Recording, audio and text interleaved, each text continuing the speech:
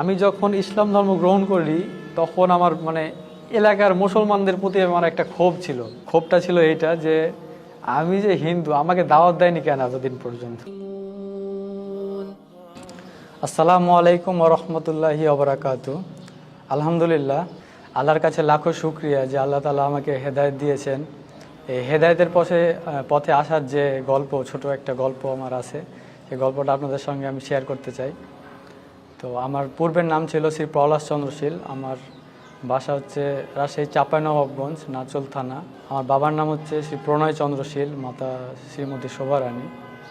যখন অনার্সে ভর্তি হই, এক সময় এই মতো অবস্থায় আমার এক বন্ধু আমাকে বলল যে, বন্ধু তোদের ধর্মতে অনেক ধরনের ভ্রান্তিক কথা আছে, এগুলো আমি মানতে পারি না। তো আমি ভাবলাম যে আমার ধর্মে ভ্রান্তিক কথা থাকবে, এটা তো হতেই পারে না। ওকে আমি আমার ধর্ম যে সত্য এই কথাটা বলবো, এক সময় তাকে প্রমাণ দেবো, এই কথা মনে মনে চিন্তা করলাম আর কি। আর ও আমাকে বললো যে তুই যদি বিশ্বাস না করিস তাহলে তোর হচ্ছে ইউটিউবে গিয়ে ডক্টর জাকির নায়েক লিখে সার্চ দিয়ে ওর ভিডিও তুই দেখতে পারিস।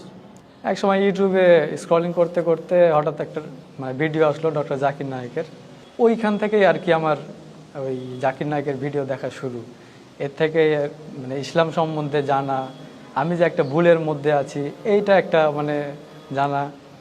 একটা সময় কি আগ্রহ নিয়ে আর কি রাত দিন ভিডিও দেখতে থাকি। আল ইমরানের 64 নম্বরে একটা আয়াত আছে, এসো সেই কথায় যা তোমাদের ও আমাদের মধ্যে এক। তো ডক্টর জাকির নায়েক দেখবেন মাঝে মাঝে যখন বিভিন্ন ধর্মের মধ্যে আলোচনা করে এই আয়াতটার উদ্ধৃতি দেয়। আমি খোঁজার চেষ্টা করলাম যে ইসলাম ধর্ম যে সত্য, হিন্দু ধর্ম বা অন্যান্য ধর্ম যে মিথ্যা, এটা কিভাবে আমি বুঝবো। তো এক সময় উনি ওনার একটা বক্তব্যে আমি জানতে পারলাম, সূরা ইখলাসে আছে কুল হু আল্লাহু আহাদ, বলো আল্লাহ এক ও অদ্বিতীয়। ঋগ্বেদে আছে একং ব্রহ্ম দ্বিতীয়ং নাস্তি নেহেনা নাস্তি কিংচং, সৃষ্টিকর্তা মাত্র একজন, ওই দ্বিতীয় কেউ নেই, কিঞ্চিত পরিমাণেও নেই।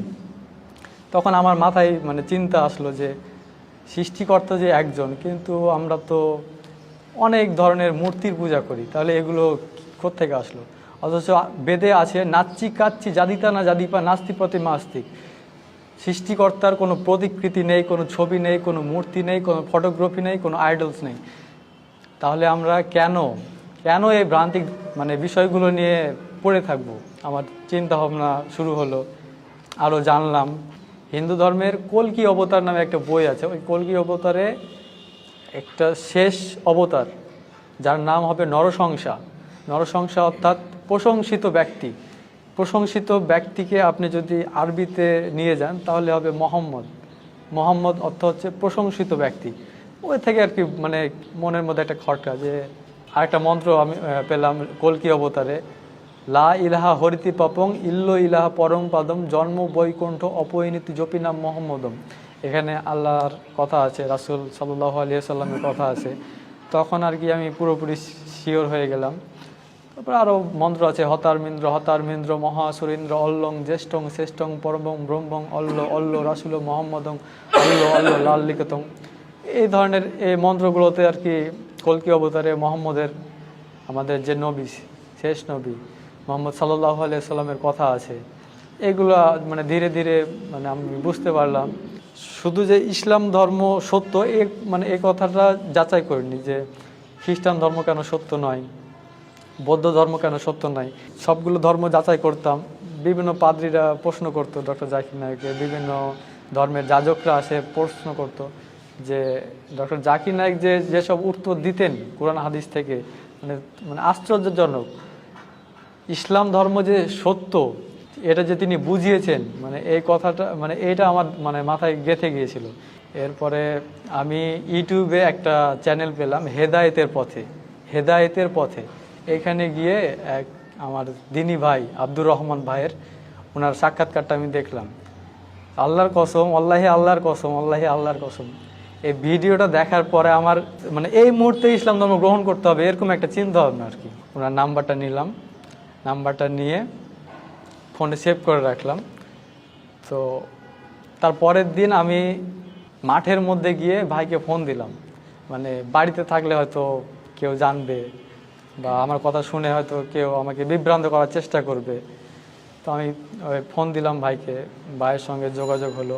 তো ভাই আমাকে একটা প্রশ্ন করেছিল যে তুমি যে ইসলামে আসবা, তুমি কি ইসলামের প্রতি ঠিক থাকতে পারবা? তো আমি আপনাকে ওনাকে বলেছিলাম যে আপনার এই ইমানদীপ্ত সাক্ষাৎকার দেখলাম, এরপর আপনি যদি এত দূর পর্যন্ত আসতে পারেন তো আমি কেন পারবো না, আমিও তো একজন মানুষ।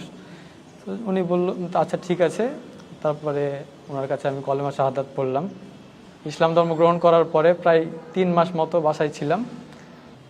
হিন্দু থাকা অবস্থায় আমি প্রায় সব ধরনের পূজা করতাম, সব ধরনের উপাসনা পূজার বিভিন্ন কার্যকলাপে জড়িত থাকতাম।